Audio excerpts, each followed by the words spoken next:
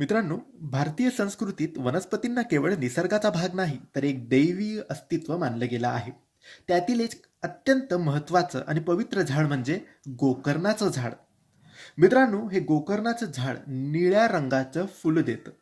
हे आकर्षक असून शांती, भक्ती, आध्यात्मिक उन्नतीचं प्रतीक मानलं जातं. गोकर्णाचं झाड जर तुमच्या घरात, अंगणात किंवा देवघराजवळ असेल, तर असे अनेक सकारात्मक बदल आपल्याला जाणवायला लागतात. याची फुलं रोज देवाला वाहिल्यास मनशांती, एकाग्रता आणि घरातील तणाव दूर होण्यास मदत होते. या झाडाला धार्मिक दृष्टिकोनातून देखील खूप महत्त्व आहे. विष्णू, लक्ष्मी, शंकर, विशेषतः शनिदेव यांना गोकर्णाचे फूल अत्यंत प्रिय मानलं जातं. मित्रांनो, शास्त्रात म्हटलं आहे की गोकर्णाचं फूल हे नकारात्मक ऊर्जा नष्ट करतं. ज्या घरात रोज या झाडाची फुलं उमलतात त्या घरात दैवीय ऊर्जा वास करते.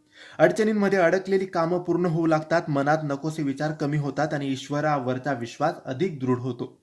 विशेष